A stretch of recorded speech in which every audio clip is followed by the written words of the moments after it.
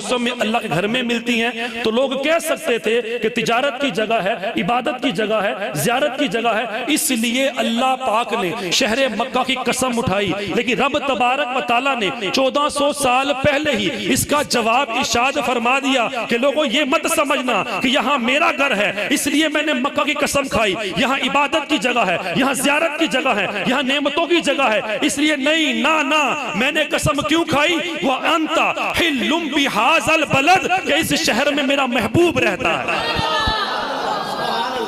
تو نبی کریم صلی اللہ علیہ وسلم وہاں رہتے ہیں، رب کہتا ہے میں اس لیے شہر مکہ کی قسم کھاتا ہوں، کیوں؟ اس شہر کے اندر میرے محبوب کے سانسوں کی خوشبو آج بھی موجود ہے، اس جگہوں پر میرے نبی کریم قدمین آج بھی لگے ہوئے ہیں، ان کے نشانات، ان کے اثرات موجود ہیں، بلکہ شاید تو یہاں تک کہتے ہیں عرصہ ہوا طیبہ کی، ذرا بولے تو صحیح، عرصہ ہوا طیبہ کی گلیوں سے وہ گزرے تھے، اس وقت بھی گلیوں میں خوشبو ہے پسینے کی۔ تو 1400 سال گزرنے کے بعد بھی آج بھی حضور صلی اللہ علیہ وسلم کی مہک، وہ خوشبوئیں وہاں پھیل رہی ہیں۔ صحیح بات ہے، اللہ مجھے بھی اور جو نہیں گئے ہم سب کو اللہ مدینے لے کے جائے، مکے لے کے جائے۔ جو عشق والے کہتے ہیں جب پاکستان سے ہم جاتے ہیں نا، مکے میں جاتے جب ادھر انٹر کرتے ہیں یا مدینے میں جاتے ہیں تو وہاں کی جو خوشبو ہے، وہاں کی فضا، اس کی مہک ہی سب سے الگ ہے۔ کہتے ہیں وہ کہیں میچ کرتی نہیں یار، واقعی، کیونکہ وہاں میرے حبیب صلی اللہ علیہ وسلم تشریف فرما۔ تو نبی کریم صلی اللہ علیہ وسلم سے کسی چیز کو نسبت ہو جائے وہ کیا ہو جاتی ہے جی؟ سب سے اعلیٰ اور افضل۔ اب اللہ تبارک و تعالیٰ کسی چیز کی قسم کھائے، میں اور آپ ہم کب قسم کھاتے ہیں نا تو کسی اعلیٰ چیز کی، یا قرآن کی قسم کھائیں گے یا اللہ کی قسم کھائیں گے، یا جس طرح بھی مقدس۔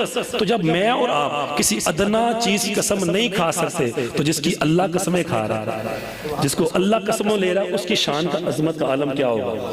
تو لہٰذا اب کوئی چیز ایک منٹ کے لیے، ایک سیکنڈ کے لیے، چاہے وہ پتھر ہو، چاہے وہ کپڑا ہو، چاہے پانی، کچھ بھی ہو، اگر میرے حبیب صلی اللہ علیہ وسلم کے جسم مبارک سے مس کر جائے تو اپنی جنس کی تمام چیزوں میں، کائنات میں، ہر جگہ اس میں افضل کوئی چیز نہیں ہوتی۔ تو اگر کوئی ہوا میرے نبی کے جسم مبارک سے مس کر گئی، وہ ہوا دنیا کی تمام ہواؤں میں بے مثال، وہ پانی جو میرے حبیب نے اپنے دست اقدس میں، اپنے قدمین میں استعمال کیا، دنیا کے تمام پانیوں میں بے مثال۔ ارے وہ زمین کا ٹکڑا جس پہ میرے نبی چلا کرتے تھے، وہ زمین کے ہر ٹکڑے سے بے مثال۔ ارے وہ سواریاں جس پہ میرے نبی سواری کیا کرتے تھے، دنیا کی ہر سواری سے بے مثال۔ وہ لباس جو میرے نبی اپنے زیب تن فرماتے تھے، ہر لباس میں بے مثال۔ ارے وہ بیویاں جو میرے نبی کے نکاح میں آئیں، ہر عورتوں سے بے مثال۔ ارے وہ ساتھی جو حضور کی صحبت میں بیٹھتے تھے، ہر بندے سے بے مثال۔ تو وہ باپ جو میرے نبی کا باپ بنا،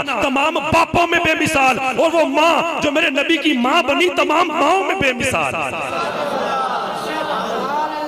تو ہر چیز جو حضور سے نسبت کر رہی ہے اس کو اللہ اتنی عظمتیں دے، تو جس نبی کے ساتھ اس کے والدین کا تعلق ہے، ان ماں باپ کی عظمت کا کیا عالم ہوگا۔ تو اس لیے یہ گفتگو کرنے کا مقصد کیا ہے؟ تاکہ ہمیں ذہن نشین ہو جائے، ہم نے قطرے پہ غور کیا نہ دریا دیکھا، ہم نے قطرے پہ غور کیا نہ دریا دیکھا، جس جگہ تیری جھلک پائی وہیں ڈوب گئے۔ اور ہمارا عقیدہ یہی ہماری کتابوں میں ہمارے علماء نے بیان کیا کہ حضور صلی اللہ علیہ وسلم جن جن والدین کے پشتوں سے رحموں میں منتقل ہوتے ہوئے آئے، وہ تمام کے تمام موحد تھے، مومن تھے، اور اللہ کے فضل سے جنتی ہیں۔ یہ نبی کریم صلی اللہ علیہ وسلم کی نسبت کی برکت ہے۔ اور قرآن مجید فرقان حمید کے اندر جب یہ بات ہم نے سن لی تو یار اب یہ بات ہمیں سمجھ میں آ گئی کہ کوئی چیز بھی جب میرے حضور سے نسبت کر جائے تو ہر چیز میں بے مثال ہو جاتی ہے۔ تو آپ کا کیا خیال ہے؟ وہ پانی جو میں نبی سے مس ہوا، وہ پتھر جن پہ نبی کریم چلا کرتے تھے، وہ مٹی جس پہ حضور نے قدم رکھے، اس کی عظمت کیا ہوگی؟ ہم یہ خود کہہ رہے ہیں کہ ہر چیز میں بے مثال ہے۔ تو یار ذرا سوچو، جب پانی کو حضور سے نسبت ہو وہ ہر پانی سے افضل ہو جائے، زمین کو حضور سے نسبت ہو ہر زمین سے افضل ہو جائے، تو ذرا غور کرو، وہ جس ماں کے شکم اطہر میں میرے حبیب 9 مہینے رہے، اس ماں کی شان کا عالم کیا ہوگا؟ تو جس ماں کے جسم کے اندر حضور 9 مہینے رہے، یار آج 1400 سال گزر گئے ہیں، اللہ آج بھی قرآن میں ان گلیوں کی قسمیں کھا رہا ہے، ان جگہوں کی قسمیں کھا رہا ہے جہاں حضور رہا کرتے تھے۔ تو جس ماں نے حضور کو اپنی گود میں کھلایا ہوگا، ہمارا یہ بھی عقیدہ ہے کہ جس چیز کو میرے نبی چھو جائیں اسے دنیا تو کیا دوزخ کی آگ بھی جلا نہیں سکتی۔ تو اماں آمنہ نے جب حضور کو اپنی گود میں کھلایا ہوگا، اپنے سینے سے لگایا ہوگا، اپنے سینے سے خوراک دی ہوگی، کبھی حضور کی پیشانی کو بوسہ دیا ہوگا، کبھی حضور کے رخساروں پہ بوسہ دیا ہوگا، کبھی حضور کے لبھائے مبارک کو بوسہ دیا ہوگا، یا ان کی شان کا کیا عالم ہوگا؟ پھر ہم کیوں نہ کہیں مائی آمینہ دے بھاگ جاگے نبی پاک نو گود کھڑاؤں دیئے، سارے پڑھیں مائی آمینہ دے بھاگ جاگے نبی پاک نو گود کھڑاؤں دیئے، جی دے پیراں دی خاک نو نبی ترسے او دے لباں تے لب ٹکاؤں دیئے۔ تو نبی کریم صلی اللہ علیہ وسلم کے والدین بہت ہی عظمت والے ہیں، حضور سے نسبت ہو جائے، اس کی میں نے ایک مثال آپ کو دی۔ اب قرآن مزید ہمیں کیا بتاتا ہے؟ سورہ یوسف ہم نے پڑھی ہوگی، یوسف علیہ السلام کا واقعہ تقریباً سب نے سنا ہوگا، اور قرآن خود اس واقعے کو احسن القصص کہ تمام قصوں میں سب سے بہترین قصہ ہے۔ اس میں کیا ہوتا ہے؟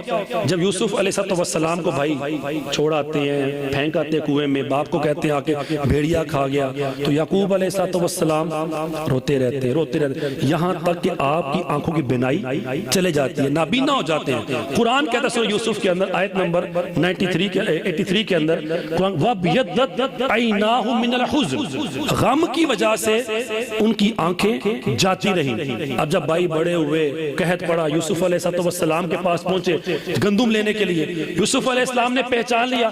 جب والد صاحب کے بارے پوچھا کہ ابا جانا کیا حال ہے، تو کہا بھائی وہ تو تمہارے